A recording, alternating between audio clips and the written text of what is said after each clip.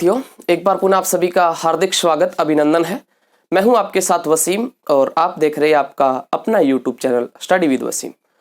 तो अपन राजस्थान इतिहास पढ़ रहे थे।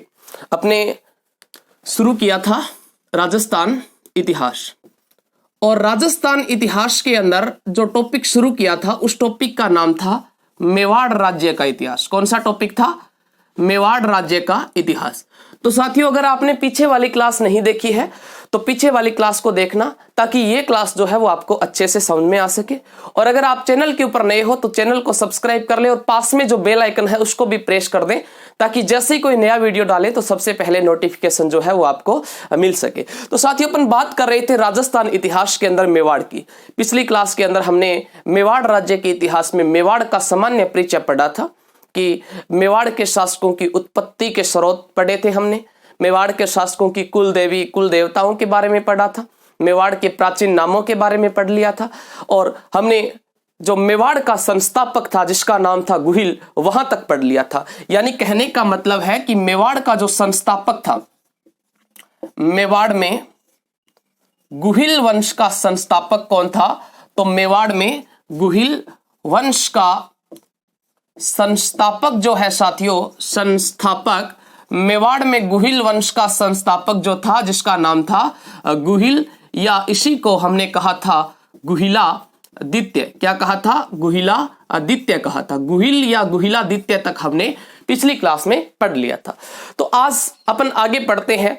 इससे थोड़ा सा पहले मैं आपको जो राजाओं का क्रम है उसको बता देता हूं कि अपन कौन कौन से राजाओं को पढ़ेंगे, किस प्रकार से कौन सा राजा पढ़ेंगे। तो राजाओं का क्रम थोड़ा सा ध्यान रखना, इनको अच्छे से आप थोड़ा सा ध्यान से पढ़ लीजिएगा, ताकि क्रम कई बार क्वेश्चन में पूछ लिया जाता है कि निम्न में से कौन सा क्रम सही है या कौन सा क्रम असत्य है या सत्य है, ऐसा पूछ लिया जाता है। तो थोड़ा सा आप इसका ध्यान दीजिएगा। यानी मैंने आपको कहा था कि मेवाड़ के अंदर मुहणोत नेणसी जो था, इस नेणसी ने मेवाड़ के शासकों की कुल कितनी शाखा बताई थी? तो मुहणोत नेणसी ने मेवाड़ के शासकों की कुल 24 शाखा बताई थी। कितनी शाखा थी? 24 शाखा थी। मुहणोत नेणसी ने 24 शाखा बताई थी साथियों, और इन 24 में से 2 शाखा महत्वपूर्ण है। एक शाखा जिसका नाम था रावल, या इसी शाखा को अपन कहते हैं गुहिल। क्या कहते हैं? गुहिल कहते हैं। और दूसरी जो शाखा थी जिसका नाम था सिसोदिया। क्या नाम था? सिसोदिया नाम था। देखिएगा साथियों कि एक तरफ रावल या गुहिल है और दूसरी तरफ कौन से है? सिसोदिया है।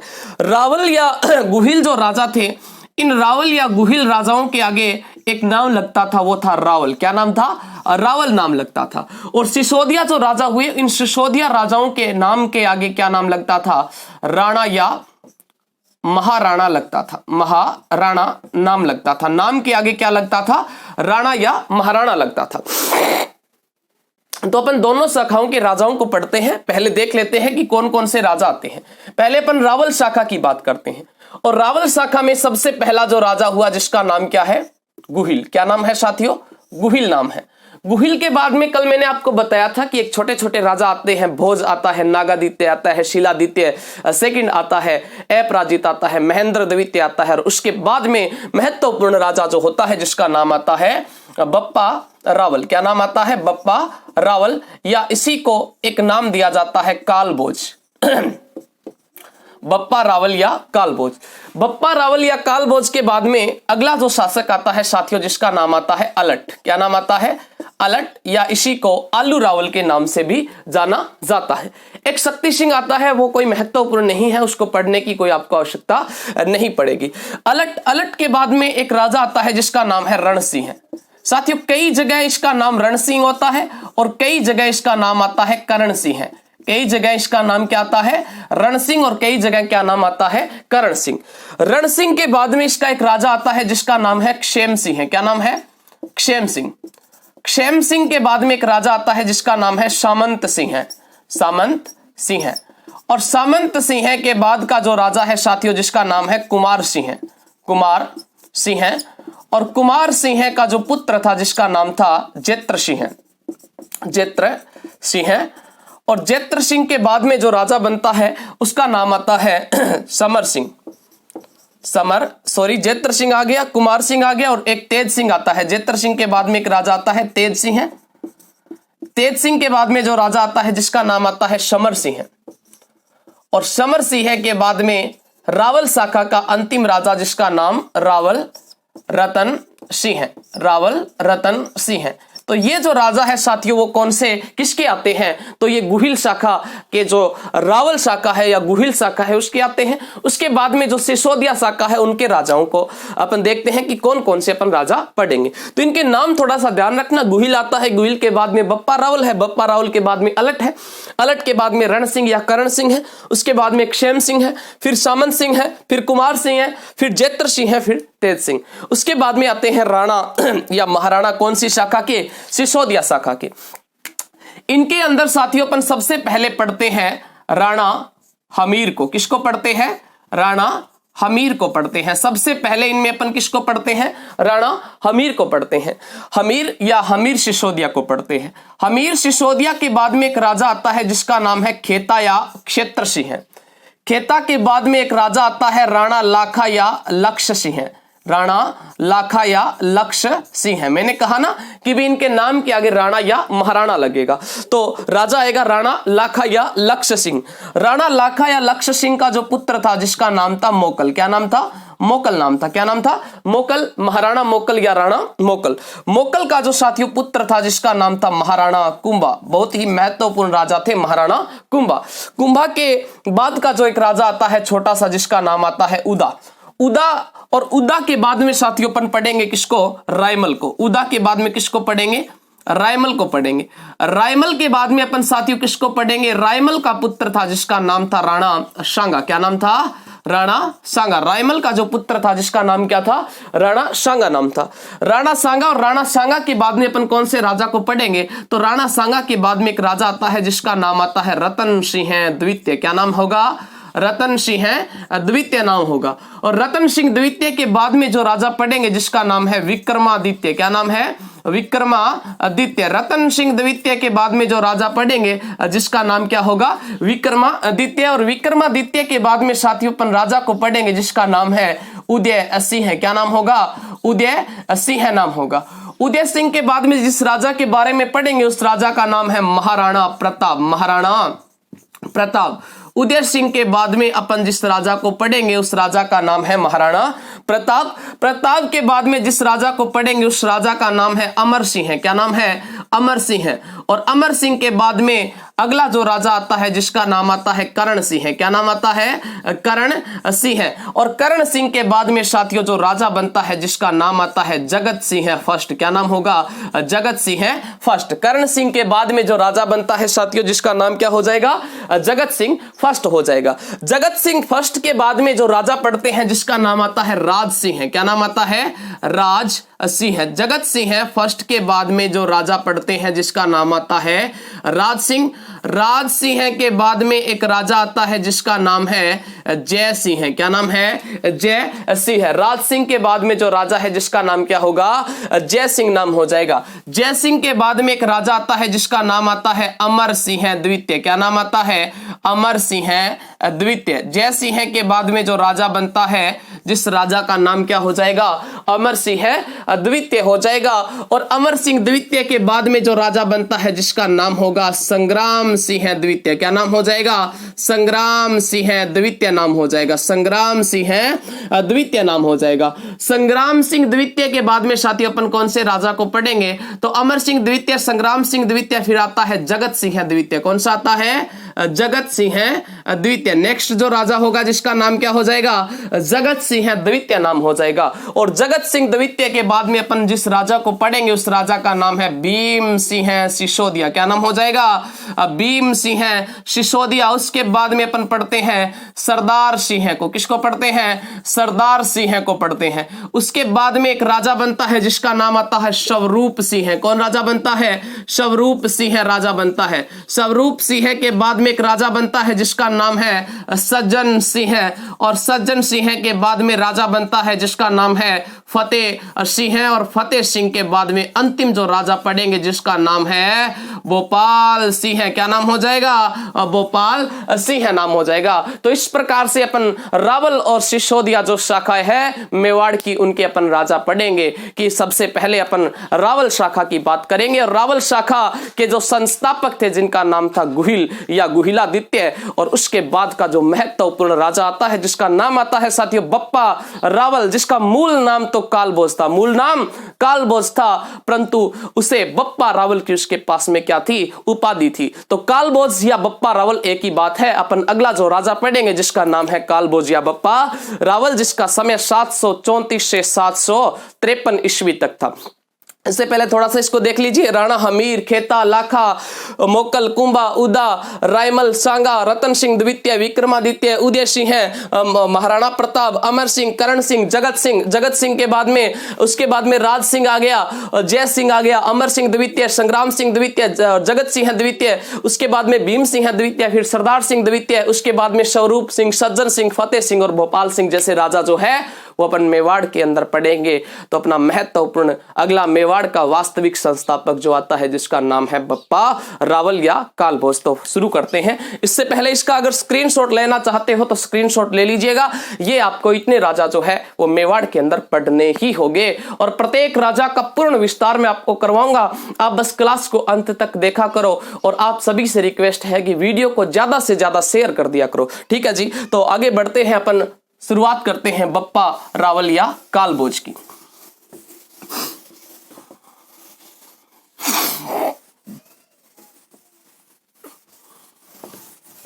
बप्पा रावल या कालभोज को पढ़ते हैं।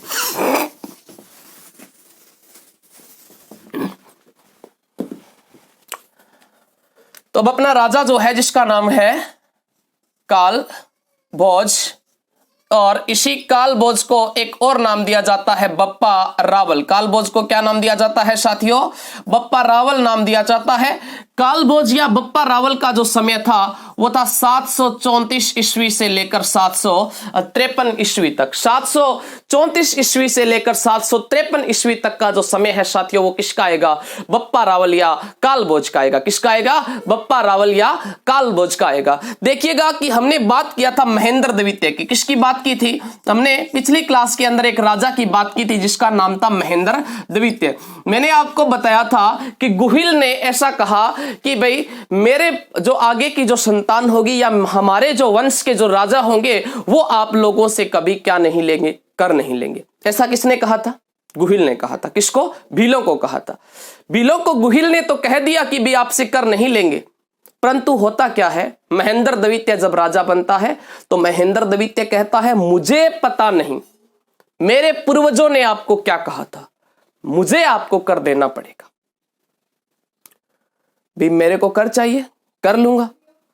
भीलों ने बार बार समझाया, ये महेंद्र द्वितीय नहीं माना, तो भीलों ने महेंद्र द्वितीय की हत्या कर दी थी। इस महेंद्र द्वितीय की हत्या कौन करते हैं? भील। भीलों ने इसकी हत्या कर दी, और इसका पुत्र जो था जिसका नाम था बप्पा रावल या कालभोज, इस बप्पा रावल या कालभोज को भी मारना चाहते हैं कौन? भील।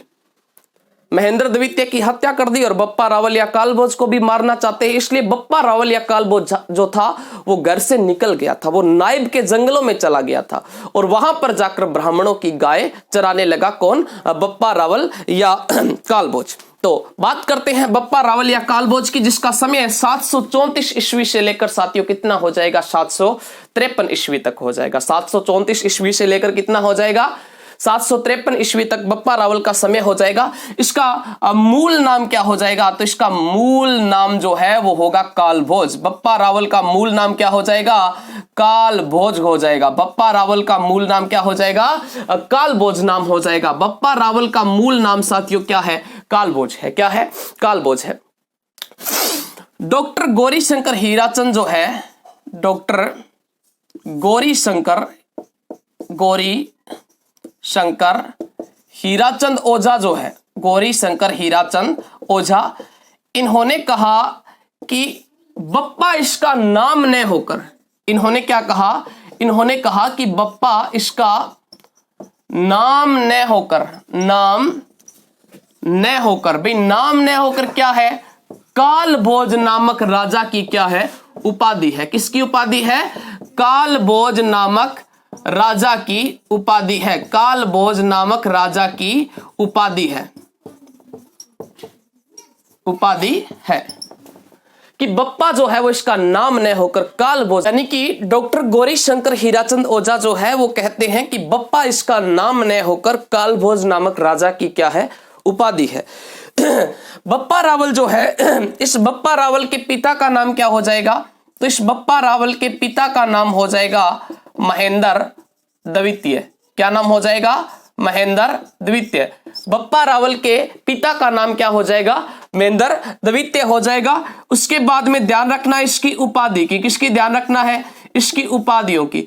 इसकी उपाधि है, एक उपाधि जिसका नाम है हिंदू सूर्य। क्या नाम है, हिंदू सूर्य।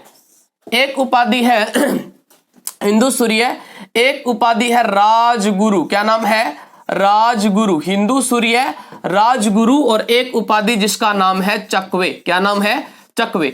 ये साथियों बप्पा रावल की क्या है, उपाधियां हैं। इनका ध्यान रखना, एक हिंदू सूर्य, एक राजगुरु, और एक और कौन सी है, चकवे की। ये बप्पा रावल की क्या हो जाएगी, उपाधियां हो जाएगी। बप्पा रावल जो है, इस बप्पा रावल या काल भोज के लिए सीवी वैद्य ने क्या कहा है यानी इससे पहले थोड़ा सा आप इसको देख लो, किसकी उपाधि जो है वो हो जाएगी हिंदू सूर्य, राजगुरु, और किसकी हो जाएगी, चकवे की उपाधि हो जाएगी।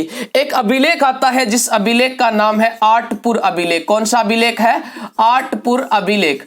और जो आठपुर अभिलेख है साथियों, इस आठपुर अभिलेख में बप्पा रावल को मुक्तमणि के समान बताया है। किसकी, मेवाड़ की मुक्तमणि के समान, मुक्तमणि के समान बताया है। बप्पा रावल को किसके समान बताया है, मेवाड़ की मुक्तमणि के समान बताया है। किसके अंदर, आठपुर अभिलेख के अंदर। किसके अंदर, आठपुर अभिलेख के अंदर। उसके बाद में देखिएगा बप्पा रावल या कालभोज नामक जो राजा है, ये प्रारंभ में कहां रहता था, तो प्रारंभ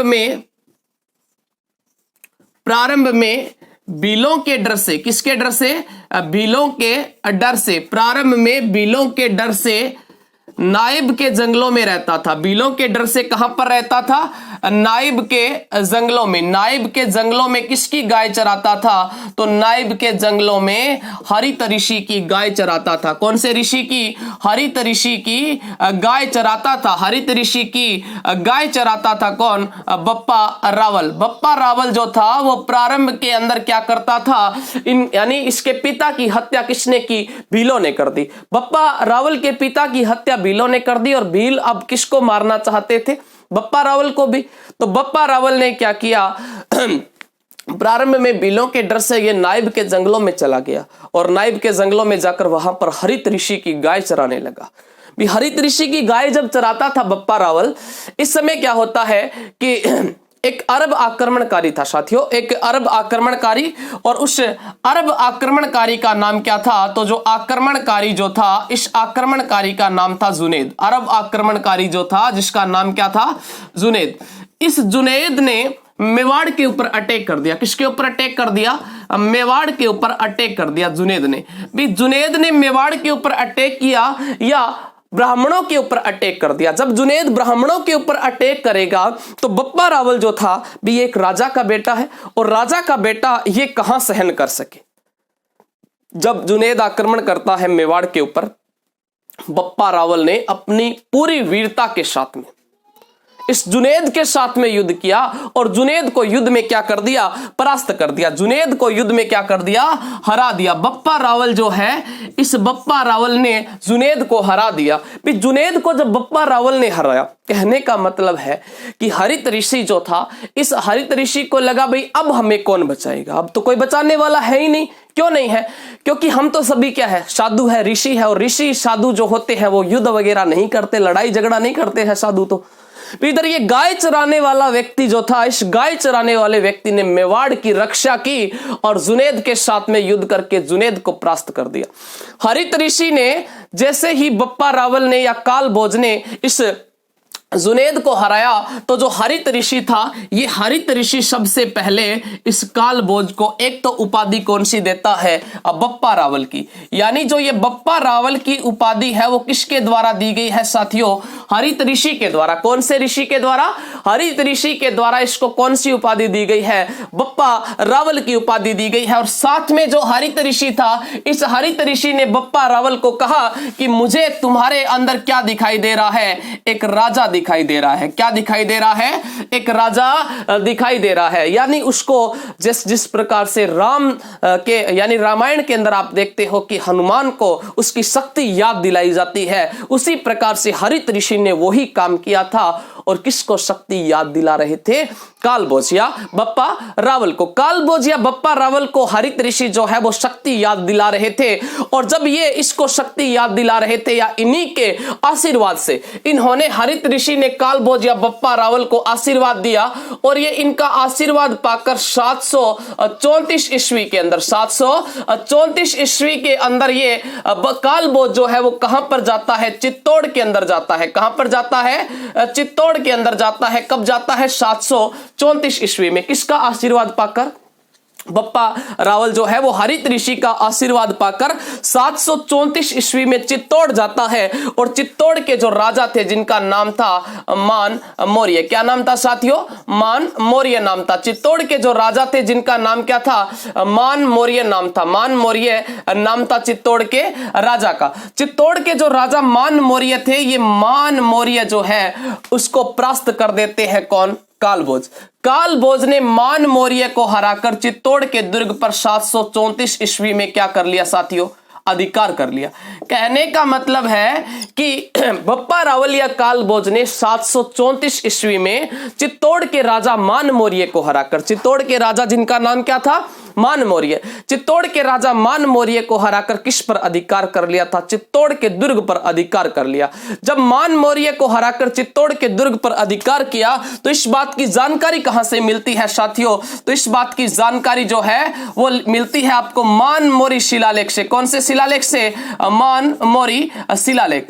मान मौर्य शिलालेख जो है वो वही शिलालेख है जिसके अंदर ज्यादा वजन होने की वजह से कर्नल जेम्स टोड ने इसको कहां पर फेंक दिया था, समुद्र में फेंक दिया था। आपको पता है कि कर्नल जेम्स टोड ने इसको समुद्र में फेंक दिया था। कौन से शिलालेख को, मान मौर्य शिलालेख को, जिससे हमें जानकारी मिलती है कि 734 ईस्वी में बप्पा रावल ने मान मौर्य को हराकर चित्तौड़ दुर्ग पर क्या कर लिया था, अधिकार कर लिया था। साथियों ध्यान दीजिएगा, जो चित्तौड़ का जो दुर्ग है, यह चित्तौड़ का दुर्ग दो नदियों के बीच में बना है। एक नदी जिसका नाम है गंभीरी और दूसरी नदी जिसका नाम क्या है, बेड़च। ये दो नदियों के बीच में बना है। चित्तौड़ का दुर्ग है वो एक जल दुर्ग की श्रेणी में आता है। कौन से दुर्ग की श्रेणी में आता है, जल दुर्ग की श्रेणी में आता है। यानी जो 9 श्रेणियां हैं और 9 श्रेणियों में एक दुर्गों की श्रेणी आती है जल दुर्ग। और जल दुर्ग अपने राजस्थान के अंदर 3 जल दुर्ग है, एक गागरोन का जल दुर्ग है, एक चित्तौड़ का जल दुर्ग है, और एक साथियों जो भैंसरोडगढ़ का दुर्ग है, जो वो भी क्या है आपका जल दुर्ग है। तो ये चित्तौड़ का जो दुर्ग है वो कौन सी 2 नदियों के बीच में है, गंभीरी और बेड़च 2 नदियों के बीच में बना है। कौन सा दुर्ग, चित्तौड़ का दुर्ग। और चित्तौड़ का दुर्ग एक पठार के ऊपर बना है। उस पठार का नाम क्या है, मेसा का पठार। कौन सा पठार है, मेसा का पठार। चित्तौड़ का दुर्ग कौन से पठार के ऊपर बना है साथियों, मेसा के पठार के ऊपर बना है। कौन सा दुर्ग, चित्तौड़ का दुर्ग। चित्तौड़ का दुर्ग जो है वो आपका मेसा के पठार पर बना है, जिसका निर्माण जो है वो किसने करवाया था, चित्रांगद मौर्य ने करवाया था। किसने, चित्रांगद मौर्य ने इसका निर्माण करवाया था।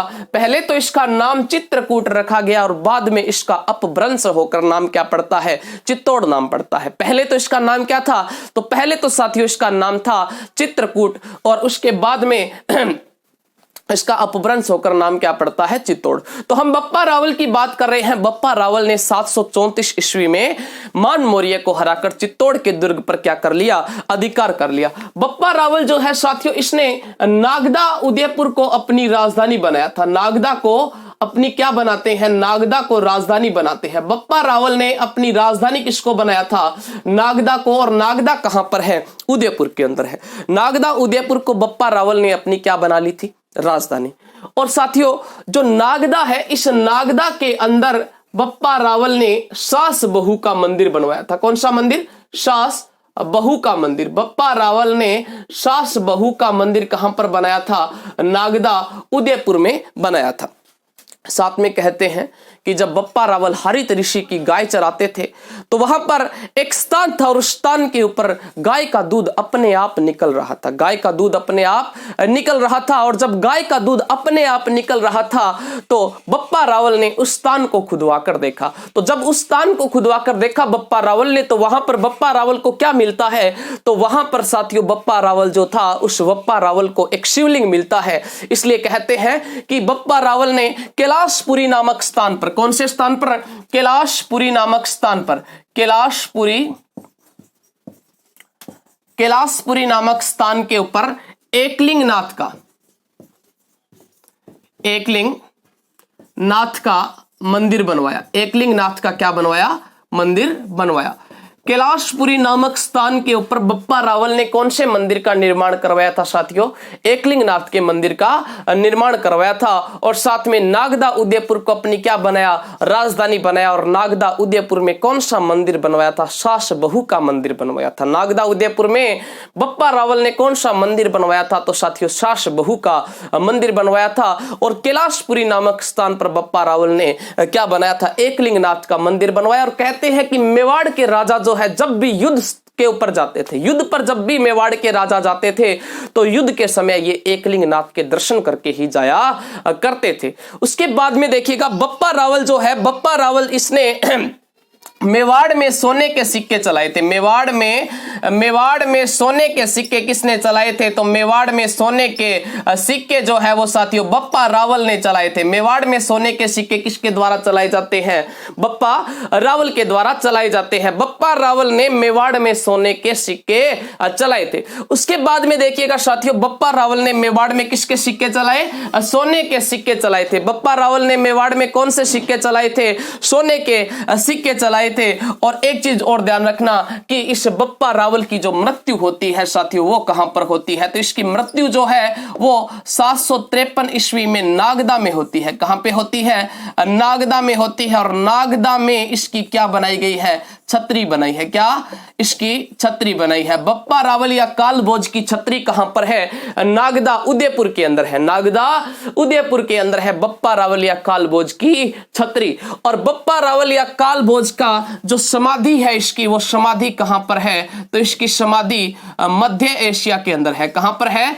खुरासान एक स्थान था। कौन सा स्थान था? खुरासान। और ये खुरासान साथियों कहां पर है? मध्य एशिया में है। खुरासान कहां पर है? मध्य एशिया के अंदर है। और खुरासान मध्य एशिया के अंदर बप्पा रावल की क्या बनी है? समाधि बनी है। और साथ में कहते हैं कि बप्पा रावल ने पाकिस्तान में एक शहर बसाया था, रावलपिंडी शहर। कौन सा?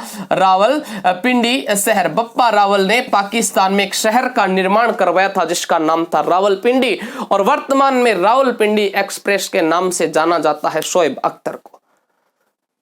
एक चीज इतिहास में बप्पा रावल के लिए बड़ी फेंकेड़ी है, वो है कि बप्पा रावल 35 हाथ की धोती रखता था, 17 हाथ का दुपट्टा रखता था, 24 मण की खण, 4 बकरों का एक साथ सेवन और 2 भैंसों की एक साथ बलि देता था। अरे भाई आदमी हो कि डाकी हो? ऐसे कोई आदमी थोड़ी ना होता है। भी कभी ऑफलाइन में गया, इसको पूछते हैं कि भी ऐसा क्या आप मानते हो क्या? तो बच्चे कहते हैं नहीं नहीं सर हम नहीं मानते, इसको नहीं मानते। लड़कियां खासतौर से कहती है कि हम नहीं मानते। भी बप्पा रावल 35 हाथ की धोती पहनता, इस बात को नहीं मानते, कोई दिक्कत नहीं है। लेकिन इस बात को कैसे मान लेते हैं कि 52 गज का दामन पैर मटक कर चलूंगी? भी 52 गज और दामन पैर के तो चाल ले। अरे बप्पा रावल 35 हाथ की धोती बाने क्या बीमार? तू यकीन को नहीं हुए। तो इसके लिए कहा जाता है, बाकी इतना नहीं होता है। शायद ये 35 हाथ की धोती तो उस समय भी काम नहीं आई होगी जब चीर हरण हो रहा था द्रौपदी का, और उस समय श्री कृष्ण आते हैं और उस चीर को बधा देते हैं। उस समय भी शायद 35 हाथ की धोती से पहले तो बंदा दब के मर गया था। और 2 गिट छोरी और ऊपर से यानी 52 गज का दामन, ये कहते हैं ना। तो ये ऐसा बस कहने में आता है। उसी प्रकार से बप्पा रावल के लिए कहा गया है कि ये 35 हाथ की धोती, 17 हाथ का दुपट्टा और 24 मण की खंड रखता था। 2 भैंसों की एक साथ बलि और 4 बकरों का सेवन जो है वो बप्पा रावल करता था। तो साथियों, बप्पा रावल का थोड़ा सा रिवीजन करवा देते हैं, जिनका समय 734 से 753 ईस्वी तक है। इनका मूल नाम था कालभोज। डॉक्टर गौरीशंकर हीराचंद ओझा ने कहा कि बप्पा इसका नाम न होकर कालभोज नामक राजा की क्या है, उपाधि है। ऐसा किसने कहा? डॉक्टर गौरीशंकर हीराचंद ओझा ने कहा। इसके पिता का नाम है महेंद्र द्वितीय। इसकी उपाधियां है हिंदू सूर्य, राजगुरु और चकवे की। आठपुर अभिलेख में इसको किसके समान बताया है? मुक्तमणि के समान बताया है। इसने मेवाड़ में सोने के सिक्के चलाए थे। साथ में 700 ये प्रारंभ में बिलों के डर से कहां पर रहता था? नाइब के जंगलों में रहता, और वहां पर किसकी गाय चराता था? हरित ऋषि की गाय चराता था। इसने अरब आक्रमणकारी जुनेद के साथ में युद्ध किया था और जुनेद को हरा दिया था, इसलिए हरित ऋषि ने इसको कालभोज या बप्पा रावल की उपाधि, इसको बप्पा रावल की उपाधि देते हैं कालभोज को, और साथ में इसको राजा की उपाधि देते हैं। इन्हीं के आशीर्वाद से 734 ईस्वी में बप्पा रावल ने चित्तौड़ दुर्ग पर अटैक किया, और चित्तौड़ के उस समय राजा जिनका नाम था मान मौर्य को हराकर इन्होंने चित्तौड़ के ऊपर क्या कर लिया था? अधिकार कर लिया था। इस बात की हमें जानकारी जो है वो आठपुर अभिलेख से मिलती है। कौन से अभिलेख से मिलती है? आठपुर अभिलेख से इस बात की जानकारी मिलती है कि बप्पा रावल जो है, इस बप्पा रावल ने मान मौर्य को हराकर चित्तौड़ के दुर्ग पर क्या कर लिया था? अधिकार कर लिया था। उसके बाद में आगे हमने पढ़ा कि बप्पा रावल ने नागदा उदयपुर को अपनी राजधानी बनाया था, और नागदा उदयपुर में सास बहू का, और उसके बाद में कैलाशपुरी नामक जो स्थान था, इस कैलाशपुरी नामक स्थान के ऊपर बप्पा रावल ने एकलिंगनाथ का मंदिर बनवाया था। और उसके बाद में हमने पढ़ा कि बप्पा रावल की मृत्यु 753 ईस्वी में होती है। नागदा उदयपुर में उसकी जो है ये छतरी बनी है, और इसकी समाधि जो है वो खुरासान के अंदर बनी है। बप्पा रावल जिसकी समाधि जो है वो कहां पर बनी है? खुरासान के अंदर बनी है। और इसने पाकिस्तान के अंदर एक शहर बसाया था, और पाकिस्तान के उस शहर का नाम, जिसका नाम था रावलपिंडी। कौन सा शहर बसाया था पाकिस्तान के अंदर? तो पाकिस्तान के अंदर रावलपिंडी शहर जो है वो किसके द्वारा बसाया गया? बप्पा रावल के द्वारा। बप्पा रावल के बाद में अगला जो शासक आता है साथियों, जिसका नाम है अलट, या उसको आलू रावल भी कहा जाता है। तो बात समझ में आ रही है तो वीडियो को लाइक कर देना, और साथियों इस वीडियो को शेयर जरूर करना, क्योंकि मैं पूर्ण विस्तार के साथ में आपको करवा रहा हूं, और राजस्थान इतिहास जो है वो संपूर्ण रूप से करवाऊंगा। यानी कोचिंग के अंदर जिस प्रकार से पढ़ाते हैं उसी प्रकार से पूरा का पूरा मैटर। ऐसा नहीं होगा कि भाई कोचिंग में ज्यादा पढ़ाते हैं और यहाँ पर यूट्यूब पे कम पढ़ाएंगे, नहीं, बिल्कुल जितना कोचिंग में पढ़ाते हैं उतना ही आपको यहाँ पर भी पढ़ाएंगे। तो आगे अपन बढ़ते हैं, और अगला अपना जो राजा है जिसका नाम है अलट, या इसी को क्या कहते हैं? आलू रावल। साथियों अलट या आलू रावल जिसका समय 951 से लेकर 953 ईस्वी तक था। इसका समय 951 से लेकर कितना हो जाएगा? 953 ईस्वी हो जाएगा। देखिएगा इस अलट या आलू रावल के अंदर आप बस इतनी सी बात ध्यान दीजिएगा कि ऐसे अलट और ऐसे आलसी, ऐसे अलट और ऐसे आलसी। आलसी जो व्यक्ति होता है वो कोई काम का नहीं होता है, और अगर कोई काम का नहीं होता है, काम नहीं करता है, तो काम तो किसी न किसी को तो करना पड़ेगा। खुद आलसी है, वो खुद तो काम नहीं कर सकता, इसलिए उसको क्या रखना पड़ेगा? नौकर चाकर रखने पड़ेंगे। तो इस अलट ने मेवाड़ में नौकरशाही की स्थापना की। किसकी स्थापना की? नौकरशाही की स्थापना की। मेवाड़ के अंदर नौकरशाही की स्थापना जो है साथियों किसके द्वारा की गई है? अलट के द्वारा। उसके बाद में देखना कि इस नौकरशाही, उसके बाद में अलट जो है ये आलसी व्यक्ति है, और आलसी व्यक्ति जो है वो क्या रखता है? नौकर रखता है। और नौकरशाही के है से आप ध्यान रखना कि इस अलट ने हुण राजकुमारी थी, एक हुण राजकुमारी थी, और उस हुण राजकुमारी का नाम था हरिया देवी। क्या नाम था? हरिया देवी। हुण राजकुमारी जिसका नाम क्या था? हरिया देवी। और इस हरिया देवी के साथ में अलट ने क्या किया था? विवाह किया था। भाई लगता है अलट को अपने यहाँ पर कोई लड़की नहीं मिली थी, इसलिए इसने हुण राजकुमारी झिंगा लाला वालों से शादी कर ली थी, ये राजस्थान का प्रथम अंतरराष्ट्रीय विवाह आता है जो अलट ने किसके साथ में किया था, हुन राजकुमारी हरिया देवी के साथ में किया था। उसके बाद में ऐसे अलट और ऐसे आहड़, इसने अपनी राजधानी जो थी वो किसको बनाया था, आहड़ को राजधानी बनाया था। किसको राजधानी बनाया, आहड़ को अपनी राजधानी बनाया था। और आहड़ के अंदर किसका मंदिर बनवाया था, जगत अंबिका माता का। कौन सी माता का, जगत अंबिका माता का जो मंदिर है, जगत अंबिका माता का मंदिर जो है वो आहड़ के अंदर है। और किसने बनवाया था, अलट या आलू रावल ने बनवाया था। अलट या आलू रावल ने जगत अंबिका माता के मंदिर का निर्माण भी कहां पर करवा दिया था, तो इस माता के मंदिर का निर्माण आहड़ के अंदर करवाया था। और आहड़ साथियों उदयपुर के अंदर है। आहड़ को इसने अपनी राजधानी बनाया था। पहली राजधानी कौन सी थी, सबसे पहले अपन बात करें कि पहली राजधानी जो है जिसका नाम होगा नागदा। नागदा के बाद में दूसरी कौन सी हो जाएगी, आहड़। उसके बाद में तीसरी जिसको पढ़ेंगे जिसका नाम होगा चित्तौड़। तो उसके बाद में अगला जो राजा आता है अलट के बाद में, इसमें थोड़ी सी बातें हैं जिनको आप बस ज्यादा कोई महत्वपूर्ण नहीं है, ध्यान दीजिएगा, थोड़ा सा ध्यान रख ले, काफी है। उसके बाद में अलट के बाद में एक राजा आता है जिसका नाम है रण सिंह। ये छोटे छोटे राजा है, बस करवाना जरूरी है, बाकी ये इंपॉर्टेंट नहीं है। आगे चलकर जो बड़े राजा आएंगे वो बहुत महत्वपूर्ण है, उनको आपको खास तौर से ध्यान रखना है। अगला जो राजा आता है जिसका नाम है रण सिंह। और मैंने आपको बताया था कि रण सिंह को ही क्या कहते हैं, करण सिंह कहते हैं। रण सिंह को ही साथियों क्या कहते हैं, करण सिंह कहते हैं। रण सिंह के दो पुत्र थे। कितने पुत्र थे, दो पुत्र थे। एक पुत्र जिसका नाम था अक्षेम सिंह, क्या नाम था, अक्षेम सिंह। और दूसरा पुत्र जिसका नाम क्या था, राहप नाम था। क्या नाम था, राहप नाम था।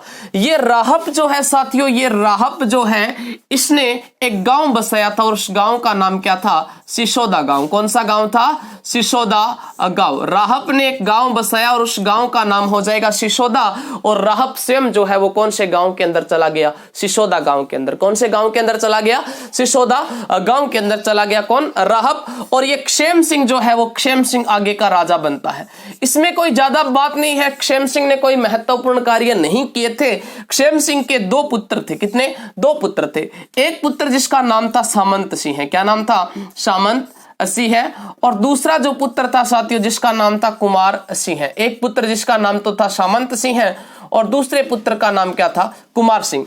देखना कि ये जो सामंत सिंह जब राजा बनते हैं तो सामंत सिंह के समय में एक चौहानों की शाखा थी। कौन सी, नाडोल। कौन सी शाखा थी, नाडोल। और नाडोल कहां पर है, पाली के अंदर है। नाडोल कहां पर है, पाली के अंदर है। इस नाडोल पाली के एक शासक थे जिनका नाम क्या था, कीर्तिपाल चौहान। क्या नाम था, कीर्तिपाल चौहान। नाडोल पाली के एक शासक थे जिनका नाम था कीर्तिपाल चौहान। इस कीर्तिपाल चौहान ने अटैक कर दिया किसके ऊपर, सामंत सिंह के ऊपर। यानी नाडोल पाली के जो शासक थे कीर्तिपाल चौहान, इसने अटैक कर दिया सामंत सिंह के ऊपर और मेवाड़ के ऊपर अधिकार हो जाता है कुछ समय के लिए किसका, इस कीर्तिपाल चौहान का। इस बात का जब पता चला कुमार सिंह को, भाई ये तो गलत हो गया ना, मेवाड़ तो चला गया किसके पास में, चौहानों के पास में।